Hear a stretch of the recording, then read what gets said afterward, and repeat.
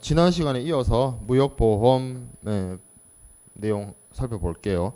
무역보험이 뭐 상품이 많아요. 쓸데없이 많은 것도 있고, 제가 봐도 이거를 왜 이렇게 사업 아이템을 상품을 이렇게 나눠놨는지 좀 이해가 안 되는 측면도 있긴 있어요. 근데 이제 이러한 상품들이 실제로 무역보험공사의 홈페이지나 아니면 이제 무역보험공사의 그 여러 가지 자료에서 가져온 거라서, 제가 뭐 이 무역보험공사 파트는 제가 창작한 게 없어요. 얘네들이 자기들 상품을 소개하고 있는 내용을 그대로 다 가져왔기 때문에 좀 이걸 굳이 구분을 해야 됐냐 싶은 것도 있긴 있어요. 제가 봐도.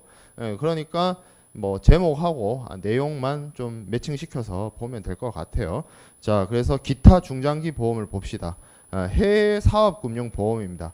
어디다가 보험을 어느 주체가 피보험자가 되느냐?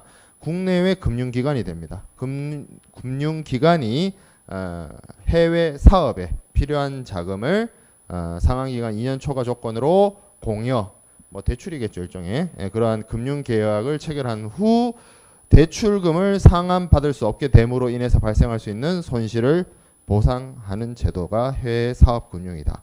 밑에 비슷하지만 좀 다른 해외 투자 보험이 있습니다. 요거는 뭐냐면 직접 투자 중에서도 주식이라든지 대출금이라든지 보증채무라든지 이런 것들 대한민국 국민이 직접 외국 회사를 통해서 외국의 자회사를 통해서 해외 투자를 이행한 후 투자 상대국의 여러 가지 위험, 전쟁 뭐 이런 것들로 인해서 투자 원금이나 아니면 주식의 경우에는 이제 배당금이 될 것이고 대출 채권의 경우에는 이자가 되겠죠. 그런 것들을 해소할 수 없게 되는 경우에 입게 되는 손실을 보상하는 제도가 해외 투자 보험입니다.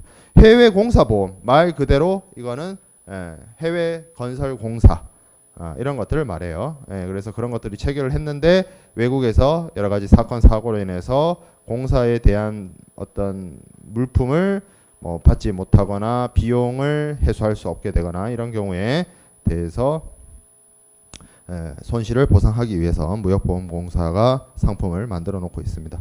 그 외에도 서비스 종합보험, 요거는 해외 국경 간 서비스 이동, 그것에 대해서 적용하는 보험인데 국내에 주소를 둔 기업이 외국에 어떤 운송이나 관광 서비스를 제공하고 뭐 주로 이런 거겠죠. 대한항공이나 아시아나항공이나 뭐 그런 회사들이 해당이 되겠죠. 그런 서비스 제공해주고 서비스 대금을 받지 못함으로 인해서 발생할 수 있는 사고. 그리고 수출기반보험. 수출기반보험은 금융기관이 국적 외항선사 또는 국적 외화선사의 현지법인에게 2년 초과의 선박 구매 자금을 대출하고, 얘는 용도가 딱 정해져 있네요. 국적 외항선사라고 하면 지금은 뭐 사라져서 한진이 없어졌지만 뭐 현대상선이라든지 SM해운이라든지 뭐 그런 회사들이 있죠. 그런 선사들이 선박을 수주하게 되면 자본이 많이 들어가요. 그렇기 때문에 그러한 구매 자금을 대출하고 대출 원리금을 받지 못하게 됐을 때 문제가 생겼을 때 이를 지원하기 위한 제도입니다. 자, 그 다음에 해외 자원 개발 펀드 보험이 있습니다. 이거는 해외 펀드가 어떤 투자가 됐는데 그 투자를 수용한 국가의 여러 가지 문제로 인해서 그 해외 자원에 대한 투자가 손실이 발생하는 경우, 뭐 그런 경우에 지원을 하는 제도입니다. 뭐 조금씩 차이는 있지만 이 제목에서 이 내용을 이해할 수 있는 그러한 아주 그야말로 기타라고 할 수 있는 그의 중장기 수출 보험에 해당되는 것들이었습니다. 상품 무역만 있는 것은 아니었고요. 투자라든지 그리고 서비스, 그리고 해외 건설 공사 이런 것들이 해당이 됐습니다. 자, 그 다음에 이제 수출과 관련된 뭐 단기 수출, 중장기 수출 이런 부분은 아니고 신용 보증이 있어요. 신용 보증. 신용 보증을 쉽게 말하면 연대 보증 같은 거예요. 내가 보증서 주는 거. 보통 제가 농담 삼아 그런 얘기 많이 하는데 절대 마약 도박보다 위험한 게 보증이다. 뭐 이런 얘기를 제가 농담 삼아 하는데 그 개인이 하면 진짜 뭐 가정이 파괴되고 뭐 아주 심각한 문제를 초래할 수 있습니다만 이거는 이제 K슈어 그러니까 무역보험공사가 신용보증 연대 보증을 해주는 겁니다. 어떤 뭐 어떤 자본력이나 이런 공신력이나 이런 것들이 있기 때문에 이를 바탕으로 연대 보증을 해주는 경우에 해당이 돼요. 그래서 신용보증 선적전 요 제도는 수출용 원자재를 수입 신용 보증하기 위한 것인데 수출기업이 국내 수출기업이 수출 계약에 따라서 물품을 제조 가공할 수 있도록 외국한 은행이나 아니면 유관기관에 수출 신용 보증을 서주는 무역보험공사가 연대 보증해주는 아무래도 뭔가 실적이 없거나 신용도가 낮거나 뭐 아니면 업계에 최초로 이제 등장하는 신규 기업이거나 이런 경우에는 아무래도 이런 게 약하겠죠. 그거를 보완할 수 있도록 K슈어가 무역보험공사가 연대 보증을 하는 그런 것입니다. 자, 그다음에 선적 후 있어요. 선적 후. 요거는 수출 신용 보증 선적 후가 있는데 수출 기업이 수출 계약에 따라서 물품을 선적한 후에 금융기관이 하나음 등의 선적서를 근거로 수출 채권, 뭐 신용장 같은 게 될 수 있겠죠. 하나음이나 뭐 이런 것들 이거를 매입하는 경우에 공사에서 연대 보증하는 제도입니다.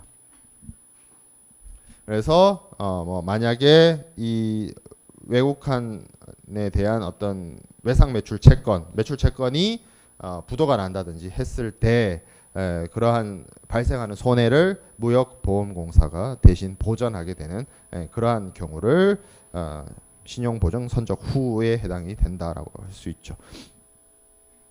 자, 그 외에도 신용보증 내고 있습니다. 뭐 별 차이는 아닌데 물품 선적한 후에 금융기관이 하나음 등의 선적 서류를 근거로 수출 채권을 매입하는 경우 보통 이제 기간경과 이자를 할인한 상태로 이제 매입을 하죠.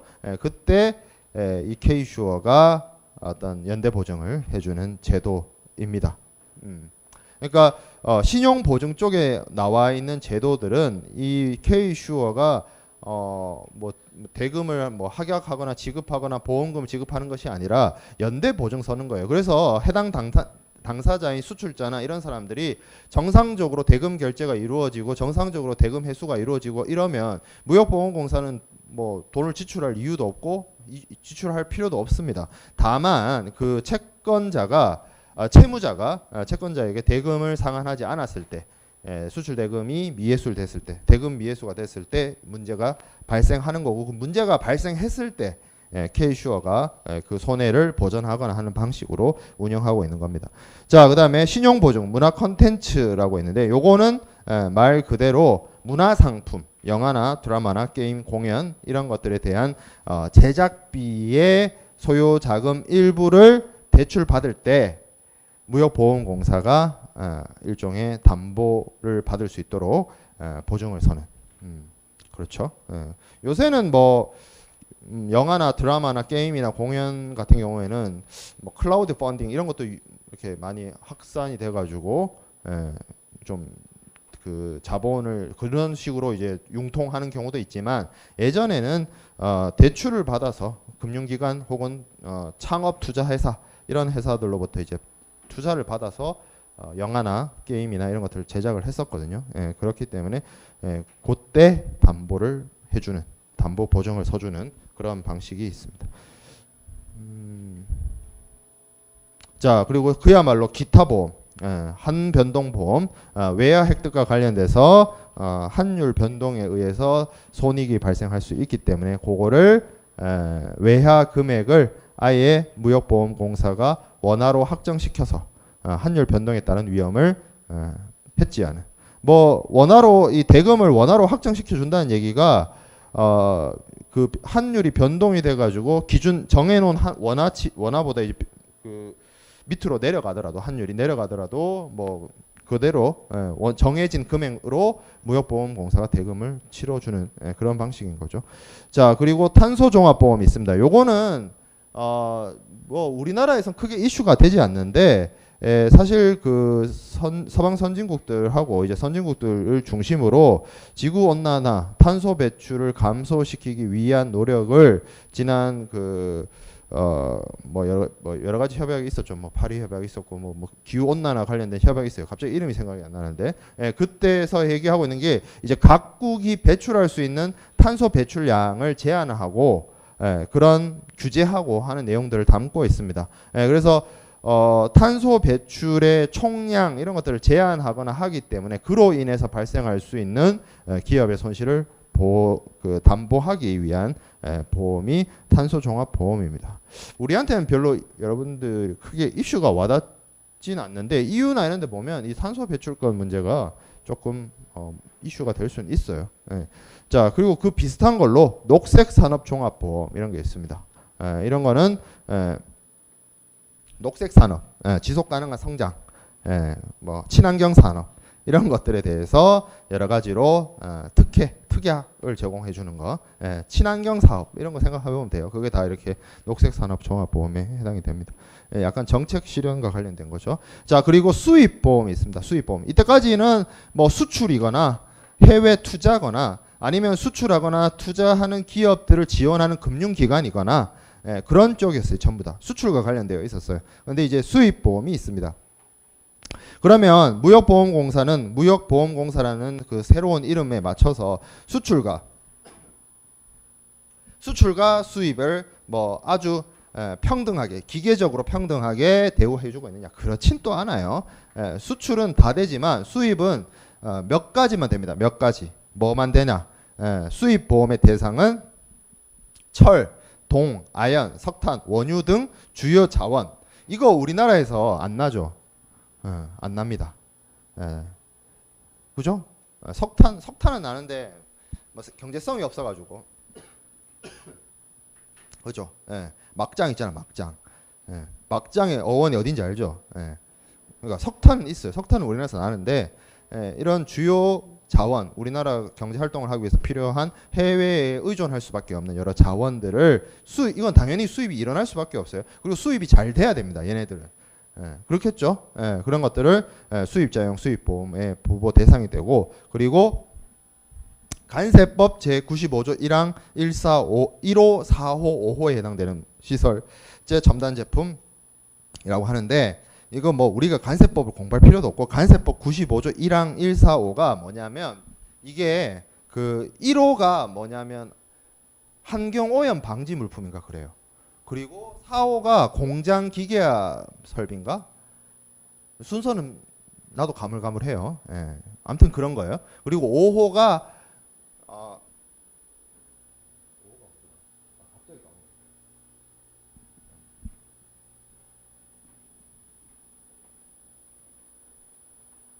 공장 자동화, 환경오염 방지, 그리고 방위산업 물품, 방위산업용 기재. 그러니까 그런 시설제에 대해서 물품에 대한 어떤 선지급 후 2년 이내에 선적되어야 하는 수익거래. 그러니까 대금을 선지급했어요. 그러면 그 대금 선지급 이후에 2년 이내에 물품이 들어와야 되는데 안 들어온다. 그로 인해 발생하는 손실에 대해서 무역보험공사가 커버해 준다라는 겁니다. 다시 한번 정리하면 주요 원자재하고 환경오염 방지 물품, 그러니까 뭐 탄소 저감 장치 뭐 이런 거 있죠. 그런 것들이 해당되고, 그리고 자동화 공장 설비, 뭐 로봇 있죠. 이게 그런 것들, 공정을 기계화할 수 있는 그런 시설, 기자재, 그리고 방위산업용 기자재, 그런 것들에 대해서는 필요한 거죠. 수입을 촉진시켜야 하는 대상들이죠. 그런 것들 수입자용 수입보험의 대상이 됩니다. 그리고 금융기관용 종합보험도 금융기관이 주요 자원, 여기서 말하는 주요 자원은 그 위에 있었던 주요 자원 말이에요. 수입에 필요한 자금을 수입 기업에 대출한 후 발생하는 대출금 회수 불능의 위험을 무역보험공사가 해결해 주는 것이 수입보험입니다. 그래서 수출보험, 그러니까 수출보험도 장기, 단기 그렇게 나뉘고, 그리고 뭐 신용보증 그런 것도 있었고, 그리고 수입보험 이런 것들도 있었고, 이런 것들이 이제 무역보험공사의 일이다. 자, 그 다음에 항공보험에 대해서 살펴보도록 하겠습니다. 항공보험, 물품의 부피가 줄어들고, 그리고 항공운송 기술의 발달, 뭐 이런 것들과 함께 항공운송의 운송 비중이 많이 증가하고 그 중요성이 더 커지고 있습니다. 해상 운송은 지금 현재는 금액 기준으로 봤을 때 우리나라의 수출입 때는 기준으로 봤을 때 항공 운송이 더 많은 부분을 차지하고 있고요. 물론 이제 중량 기준으로 했을 때는 아직까지도 해상 운송이 주 운송 수단이긴 합니다만 항공 운송의 그만큼 중요성이나 필요성 이런 것들이 계속 증가하고 있습니다. 항공 운송은 주로 이제 인천공항을 통해서 이제 주로 이루어지고 그리고 보통 그 카고기라고 하는 항공화물 전용기를 이용하거나 아니면 여객기와 함께 사용되는 겸용기를 통해서 항공화물이 수출입되거나 합니다. 특히 요즘에 우리나라의 주력 수출 상품이라고 할 수 있는 반도체의 경우에는 거의 전량 부피가 작기 때문에 항공 운송을 통해서 해외 수출을 하고 있다라고 보면 됩니다. 자동차 같은 경우에 주력 수출품 중에 자동차 같은 경우에는 자동차 전용 운반선을 통해서 해양 운송을 하고요. 해상 운송을 하고 반도체나 뭐 휴대폰이나 뭐 이런 아주 작고 가치가 나가는 물건은 항공 운송을 많이 한다라는 거죠. 그러면 이 항공 운송을 통해서 운송을 하는 데 있어서 발생하는 무역을 하는 데 있어서 발생하는 여러 가지 운송 중 위험 이런 것들을 어떻게 해결하느냐의 문제가 있고 이런 것들을 당연히 항공보험, 항공화물보험을 통해서 담보를 받을 수가 있습니다. 그래서 이 해상보험과 항공보험의 어떤 차이나 이런 것들을 좀 생각을 해보면 항공운송은 되게 짧아요. 아무리 길다 하더라도 하루 넘게 비행을 하거나 하지는 않기 때문에 그 보험자의 담보 기간이 해상보험에 비해서 엄청 짧습니다. 눈 깜짝할 사이에 끝날 정도로 그렇게 짧죠. 그리고 아무래도 그렇기 때문에 이 기간이 짧기 때문에 보험 기간이 짧기 때문에 위험에 노출되는 기간이 짧고 그런 차이점이 있고 또 그런 또 차이점도 있죠. 항공 운송과 해상 운송. 해상 운송은 뭐 분손이라든지 뭐 아니면 비용 손해라든지 뭐 이런 어떻게 보면 좀 자잘구레한 사건 사고도 일어날 수 있어요. 그렇지만 항공 운송은 사고가 나면 사고가 나는 거지 조금 사고 나고 이런 건 잘 없습니다. 비행기가 추락을 한다? 그거는 그냥 화물의 전손을 의미합니다. 사실상 여객이 전부 사망하는 사고로 이어지는 거죠. 선박은 그렇진 않아요. 선박이 정말로 침몰을 한다 하더라도 좀 그 선장이 어떻게 노력하느냐 아니면 선장 선원이 어떻게 노력하느냐에 따라서 뭐 인원이 대피할 수도 있고요. 침몰하는 선박에서. 왜냐면 배라는 게 침몰해가지고 바로 그냥 1분 만에 가라앉거나 순식간에 가라앉는 게 아니에요. 천천히 가라앉기 때문에 그 사이에 선장이나 선원 혹은 구조를 하는 사람들의 노력 여하에 따라서 인명피해를 줄일 수도 있고요.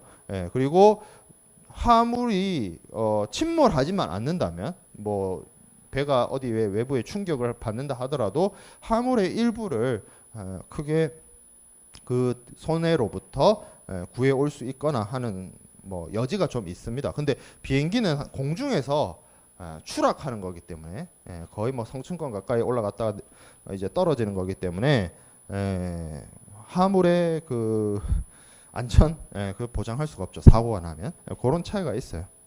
사고가 발생하면 대형 사고로 이어진다라는 거죠. 그래서 항공 위험, 항공 운송을 통해서 우리가 겪을 수 있는 항공 위험은 어떤 것들이 있느냐? 항공기 자체에 대한 보험입니다. 항공기 자체의 어떤 손실, 고장, 결함, 작동 불능 뭐 이런 것들을 말해요. 만약에 선박이 고장이 나고 선박이 기계적 결함이 있고 선박이 작동 불능이 빠졌어요. 그러면 뭐 에인선이나 이런 거 이용해 가지고 끌고 가 가지고 뭐 도크나 이런 데 가 가지고 수리해 가지고 쓰면 됩니다. 근데 만약에 항공기가 운항 중에 공중에서 운항 중에 고장이 나거나 기계적 결함이 빠지거나 작동 불능이 됐다. 그러면 그건 전멸이에요, 전멸. 그죠? 예, 그런 게 있기 때문에 항공기 자체에 대한 어떤 부보 당연히 필요로 합니다. 자, 그다음에 손해배상 책임 손해. 요거는 항공기 외에 제3자 혹은 다른 사람의 재산, 다른 사람의 생명 이런 거에 미치는 손해를 말합니다. 예, 물어줘야 되죠. 예, 그렇죠? 제3자 배상책임보험 이런 것들이 손해배상 책임 손해고요. 자, 그 다음에 탑승자 생명, 신체 손해. 항공보험에서의 그 항공기 탑승자, 여객 그리고 승무원에 대한 어떤 사망이라든지 신체적 상해에 대한 손해. 비행기 사고 나면 거의 다 1등석에 타고 이코노미에 타고 가리지 않고 보통 사고가 납니다. 그런 경우에 어떤 보상, 당연히 뭐 여러 가지 측면에서 보상이 이루어지죠. 그 부분에 대한 것들도 당연히 항공위험에 노출이 된다고 볼 수 있고요. 그리고 탑재 화물에 대한 재산상의 손해. 사람도 성치 못하고 화물도 성치 못하게 됩니다. 운항 중에 있는 항공기가 추락하거나 이러한 사고가 발생하게 되면 그렇기 때문에 그 부분에 대해서 항공위험이 있고요. 당연히 이러한 부분은 항공화물보험을 통해서 부부할 수 있습니다. 우리가 지금 해상보험을 공부하고 무역과 관련된 수업을 듣고 있는데 어떻게 보면 항공운송, 무역과 관련된 항공운송과 바로 직접적인 영향이 있는 보험은 그리고 직접적인 영향이 있는 어떻게 보면 손해는 이거죠. 이거. 우리가 무역을 통해서 해외의 바이어 셀러하고 국제 물품 매매 계약을 통해서 물품을 보내는데 그 항공기가 사고가 났어요. 그로 인해서 그 비행기 타고 있는 화물이 파손되거나 뭐 멸실되거나 했습니다. 그러면 그걸 어떻게 하느냐? 항공화물 보험을 든다는 겁니다. 자, 그다음에 면책 위험이 있습니다. 면책 위험은 항공보험은 사고의 그 어떤 특수성, 항공사고의 특수성, 그리고 항공운항이라는 게 해상보험에 비해서 앞서도 얘기한 것처럼 보험기간이 되게 짧습니다. 그런 특수성들이 있기 때문에 면책에 있어서 보험자 면책에 있어서 해상보험보다는 조금 적어요. 면책 위험 자체가 조금 좀 줄어 있는 편인데 그래도 지금 여기 나와 있는 여기 31번 슬라이드에 나와 있는 면책 위험에 해당되는 부분들은 보험자 면책으로서 규정하고 있습니다. 뭐 어떤 것들이 대표적으로 있냐? 보험증권에 기재된 조정사 외의 조정사에 의해 조정되고 있는 것. 그러니까 이게 선박보험에서도 그 도선사 그 항해 약관이 왜 있었어요? 원래는 선장이 선박에 대한 운영권을 쥐고 선박에 대한 생사 여탈권을 쥐고 선박을 운행을 해야 돼요. 근데 도선사라는 사람이 탑승을 했을 때도 문제없이 이 선박이 보험의 부보를 받을 수 있고 항해 중이다. 그 의미를 갖고 있기 때문에 항해 약관이 도선사에 대한 내용이 있었거든요. 근데 비행기인데 비행기 기장님이 있잖아요. 정해진 기장님이 있는데 기장님 말고 기장님은 주무시고 뭐 딴 사람이 몰아요. 보통 근데 이제 일반 여객기는 이게 자동 운항 시스템이 다 돼 있기 때문에 그럴 일은 없습니다. 사실은. 뭐 그 시스템 맞춰놓고 기장님이 좀 쉬어도 돼요. 정말로. 그렇긴 한데 예를 들어서 정해진 기장이 아닌 사람이 비행기를 몰았다. 그로 인해서 사고가 발생했다. 당연히 보험자 면책입니다. 자, 그리고 항공기가 어떤 운송수단에 의해서 이동하고 있는 동안 비행기를 타려고 공항에 혹시 가보면 조금 일찍 가보면 그 비행기가 이렇게 계류장이 계류되기 전에 밑에서 이렇게 끌고 있는 걸 볼 수 있어요. 비행기 자기 동력으로 움직이는 게 아니라 밑에서 이렇게 비행기를 끄는 차량 같은 걸로 해가지고 경납고에 들어간다든지 수리 장소로 옮겨간다든지 그런 경우 자신의 동력으로 움직이는 시간이 아니라 그런 경우를 말합니다. 그리고 항공기 제조업자가 제시하는 공고사항과 부합하지 않는 장소에서 이착륙하거나 그러한 시도를 하는 경우 비행기가 스펙이 있잖아요. 어느 정도에 되는 거리를 이륙 거리를 사용을 해야 된다. 뭐 이런 것들이 있는데 안 지켰어. 당연히 그러면 문제가 되겠죠. 그리고 승객정은 초과, 방사성 오염에 대한 멸실, 전쟁, 그리고 공중납치. 이거는 선박에 당연히 없겠죠. 공중납치. 그런 것들, 충격차에 의한 폭음, 전기 및 전자방해, EMP 탄. EMP 탄이 있습니까? 있어요. 그런 무기 있습니다. EMP탄 지금도 있어요. 지금 현재도 있습니다. 게임에만 있는 거 아닙니까? 실제로 있어요. EMP탄. 자, 그리고 그러한 손해로 발생한 것에 대해서는 보험자가 보상하지 않습니다. 자, 그러면 그 중에서 항공화물 보험은 어떤 것이냐? 항공 운송을 통해서 주로 이제 고가의 화물이 운송되는데, 그러한 항공 화물을 발생하는 여러 가지 사고로부터 담보받고자 항공 운송 계약자 내지는 항공 운송업자가 이것을 뭐 화물 인수 보험 이런 형태로 하기도 하고요. 아니면 협회 항공화물 약관을 통해서 보험 계약을 체결해서 부보하는 방법으로서 항공화물 보험을 듭니다. 보통은. 그러면 이게 이런 게 있을 거 아니에요?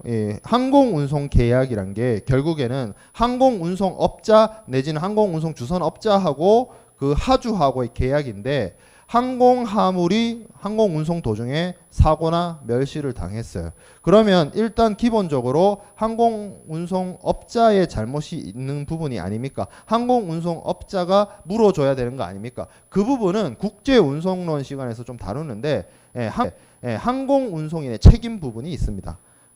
당연히 해상운송인들의 어떤 책임 부담이나 책임에 대한 어떤 제한보다 훨씬 많이 부담을 해요. 항공운송인들이. 해상운송보다. 항공운송인들이 면책도 적고 사고에 대한 책임을 졌을 때 그 책임 한도액도 크고, 당연히 1차적으로 항공운송인과 하주 간에 항공운송 계약이 있을 거 아니에요.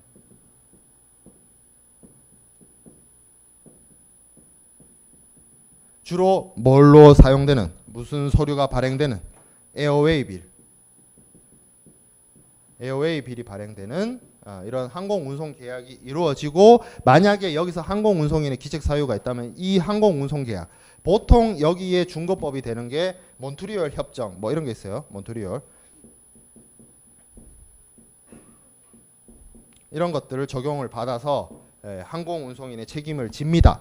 그건 그건데, 만약에 항공운송인에게 기책 사유가 없다든지 항공운송인으로부터 보상을 받을 수가 없다든지 뭐 그런 경우에, 그럼 어떻게 해야 되냐? 그 경우에 필요한 게 이제 보험이 되겠죠. 항공화물 보험.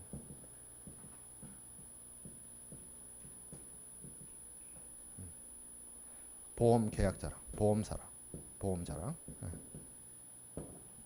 이게 우선하는데, 이게 우선해요. 항공운송 계약이. 근데 여기서 항공운송인이 책임지지 않거나 항공운송 계약을 통해서 부보받지 못하거나 책임받지 못하거나 보상받지 못하는 경우에는 항공화물 보험으로 해결을 해야 된다라는 겁니다.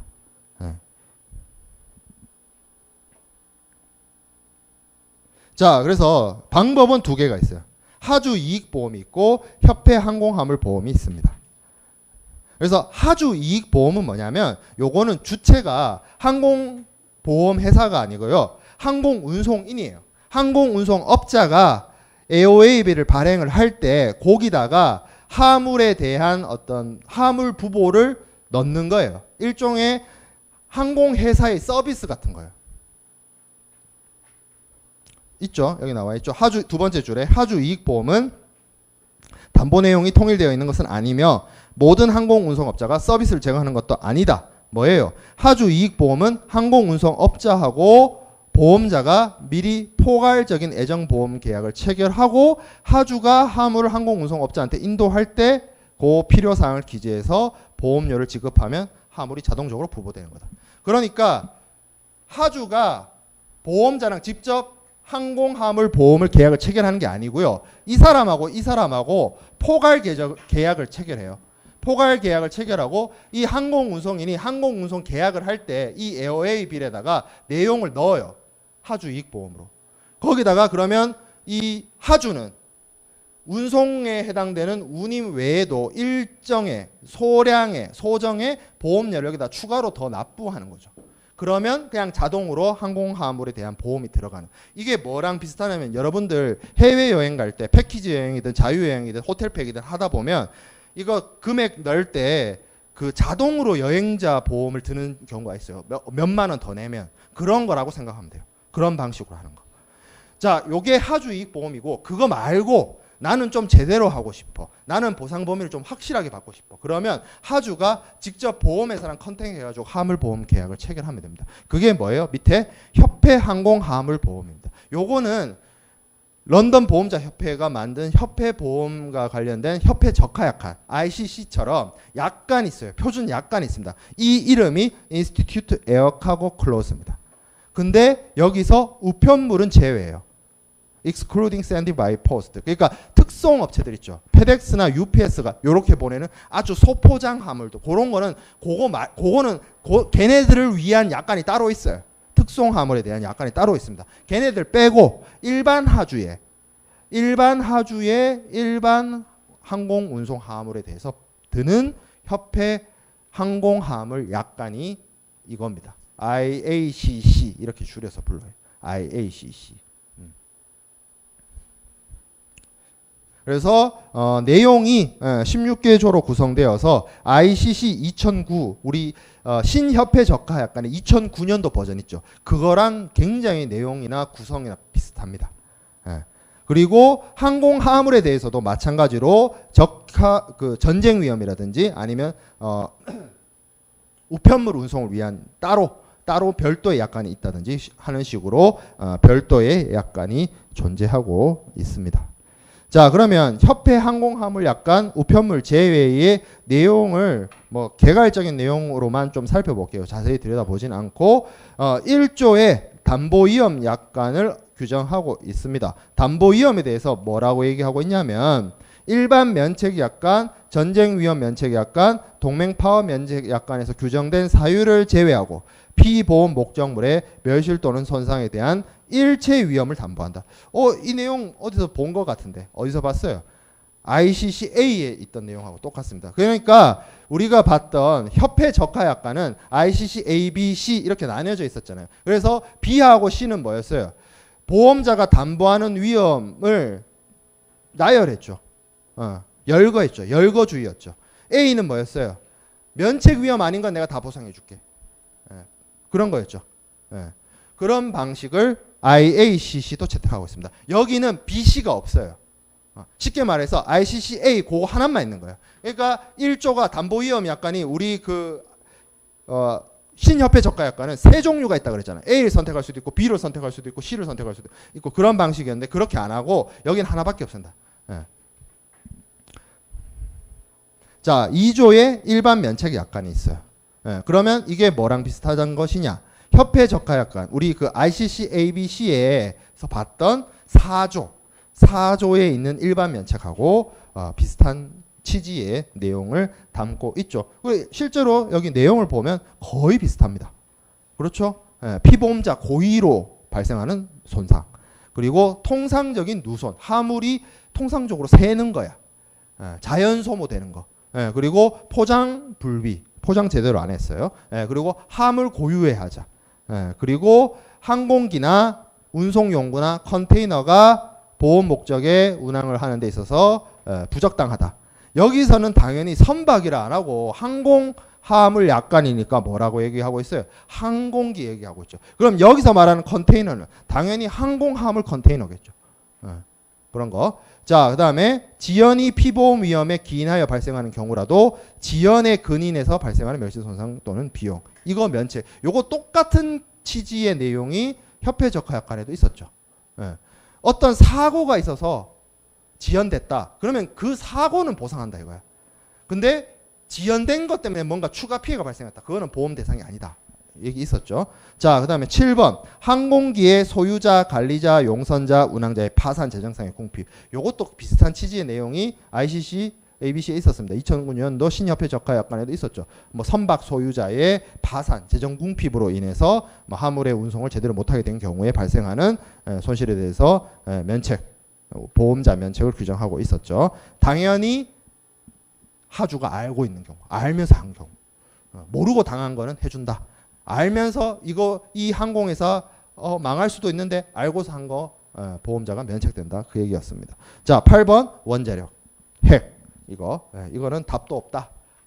어떤 보험증권, 어떤 보험약관을 봐도 이거는 답이 없다. 원자력은 답이 없다. 방사능, 핵무기 이거는 답이 없다. 다 면책이다. 자, 그래서 항공화물에 대해서 좀 살펴봤고요. 항공화물은 이렇게 얘기한 것처럼 조금 소액의 경우에는 하주이익 보험을 선택하는 게 좀 경제성이 있고요. 따로 보험 계약을 체결하는 경우보다 좀 그 공급 규모가 좀 크거나 양이 좀 많거나 하면 앞서 본 것처럼 협회 항공화물 보험을 선택하는 그런 식으로 약간 이원화되어 있습니다. 이게 왜 그러냐면 생각을 해봐요. 비행기가 뜨고 내리는데 13시간, 14시간이면 돼요. 이거 까딱거리다가는 뭔가 그러니까 쉽게 말해서 항공회사랑 항공운송 계약을 체결하고 그걸 바탕으로 보험회사 찾아가서 따로 보험 협상하고 시간이 없어요. 그러니까 그 항공회사, 항공운송인이랑 항공운송 계약을 체결할 때 거기다 그냥 한 번에다가 보험료 주고 네가 알아서 포괄 계약 맺어. 뭐 이런 식이 훨씬 업무적으로 효율성이 난다는 거예요. 그런 그 항공운송의 그 신속성에 따른 특성 때문에 그렇습니다. 자, 그다음에 컨테이너 보험. 이거는 해양 컨테이너 말이에요. 해상 운송에 쓰이는 컨테이너 그 자체도 보험을 들 수가 있습니다. 왜? 재산상의 가치가 있기 때문에. 컨테이너 보험은 컨테이너에 의해서 운송되는 화물을 의미하고 그 운송 용기입니다. 그래서 이 컨테이너를 통해서 해상 운송의 신속성, 효율성, 안전성 이런 것들이 확보가 되죠.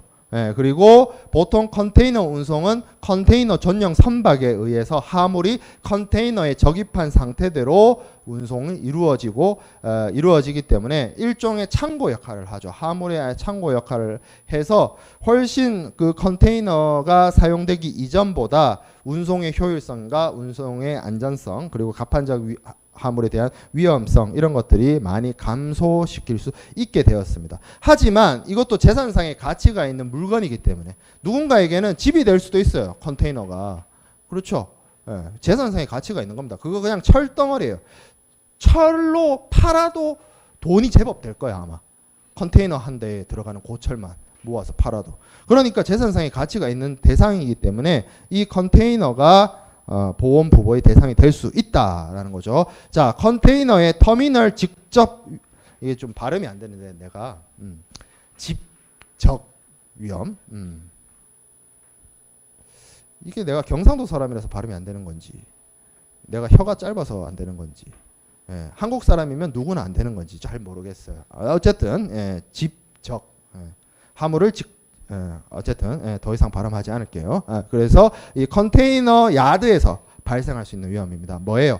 컨테이너를 인수하거나 인도하거나 화물을 보관하는 데 있어서 그 컨테이너 야드라는 곳이 컨테이너를 쌓아놓고 이제 대기하고 있다가 선박이 들어오면 컨테이너를 싣고 내리고 하는 그 중간 단계의 역할을 하는 곳이 컨테이너 야드인데 이게 여러분들 뭐 애국가 나올 때 보면 그 컨테이너 겐츄리 대형 크레인으로 선박을 이렇게 컨테이너를 화물선 위에다 이렇게 올리는데 옆에 보면 컨테이너들이 그냥 길바닥에 그냥 쭉 쌓여 있어요. 노출되어 있습니다. 그걸 뭐 창고나 건물 안에 넣어 놓을 수가 없어요. 컨테이너 자체가 창고이자 건물 역할을 할 수 있을 정도로 크기 때문에.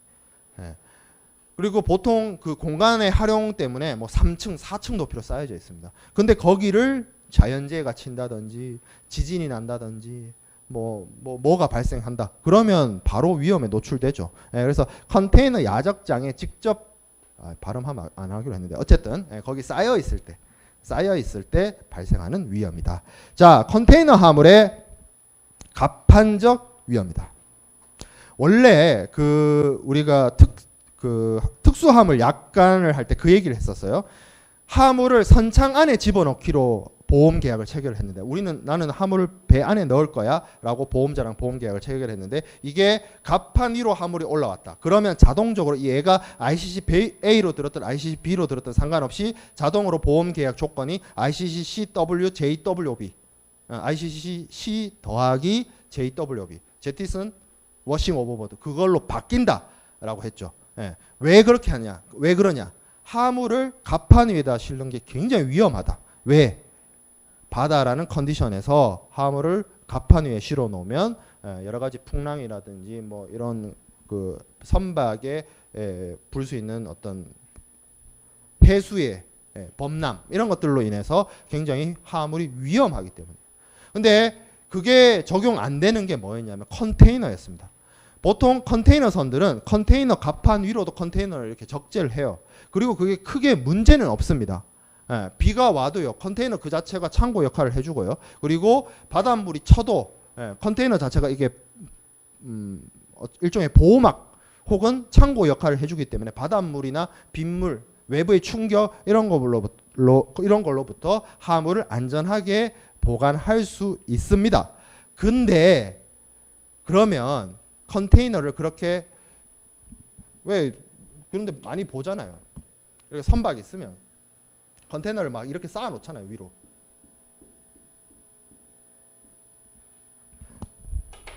이게 그러면 안전하냐? 절대 무적이냐? 그렇진 않아요. 실제로 멀리서는 이렇게 보이는데 실제로 가보면요, 근처로 가보면 어떻게 돼 있냐면, 저도 가보지는 않았어요. 얘기만 들었지. 배를 타본 적이 없기 때문에 배를 멀리서만 봤지. 부두에 항구에 앉아가지고 그 항만공사 사무실 이런 데서 앉아가지고 멀리서 선박을 바라봤지 선박을 타지는 않았어요. 배를 죽을 때까지 탈 생각이 없는 사람이라서. 근데 뭐라고 얘기를 들어보냐면, 이게 자세히 가까이서 가보면 철제로 이렇게 결박 장치가 되어 있습니다.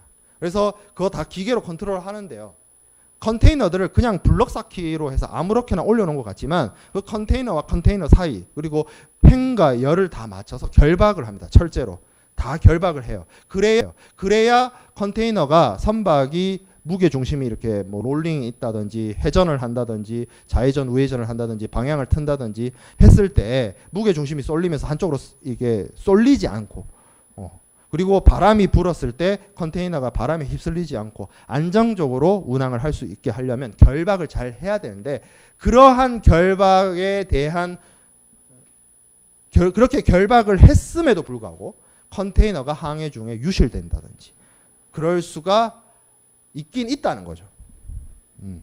그렇죠? 그렇죠? 여기서 그 얘기하고 있죠. 정확하게 견고하게 적재했는가, 결박 장치는 안전했는가, 선원들이 결박 장치의 상태를 점검하였는가, 그런 것들을 유의해야 되고, 그리고 높은 풍랑에 의해서 유실과 같은 손해 발생할 수 있다. 가능성은 적지만 사고가 발생할 수도 있다.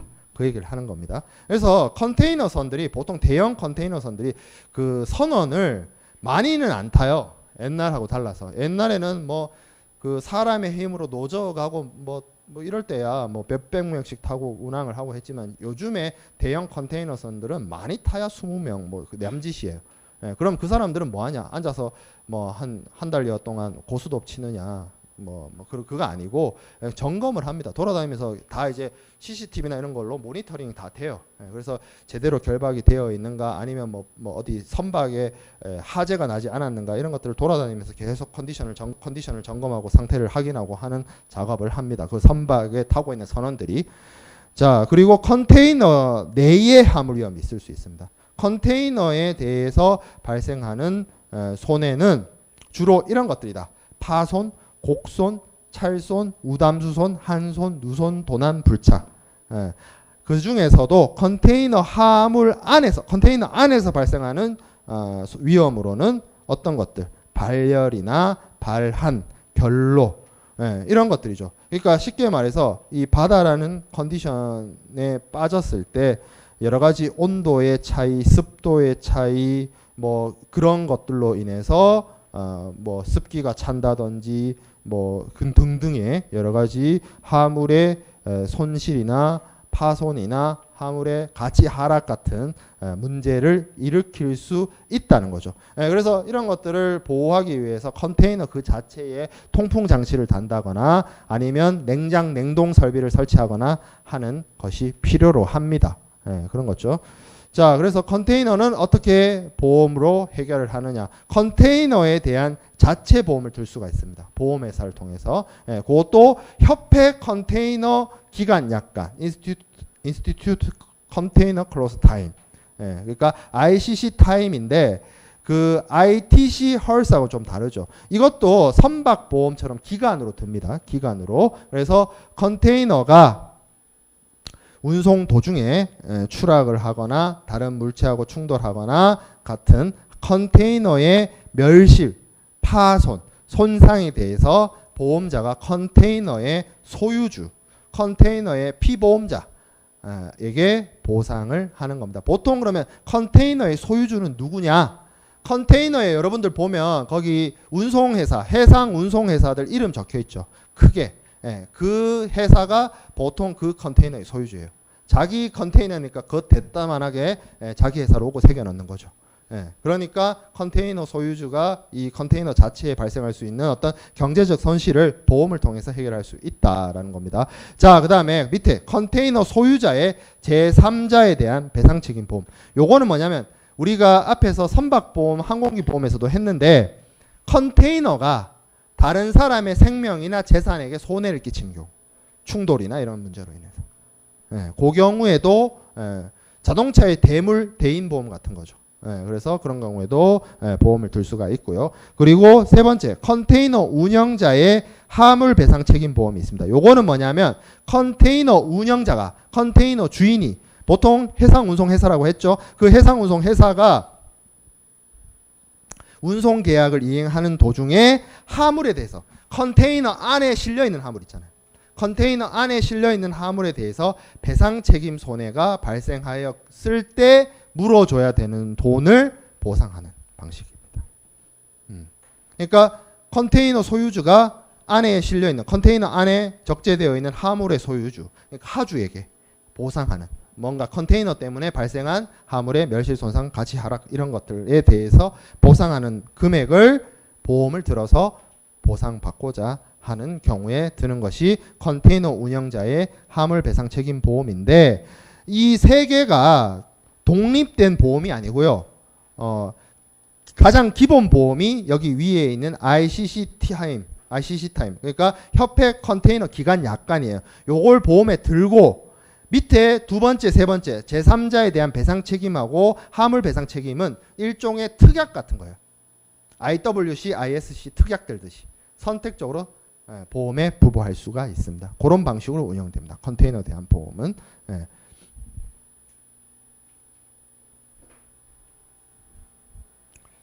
그렇게 해서 컨테이너 보험까지 살펴봤습니다. 자,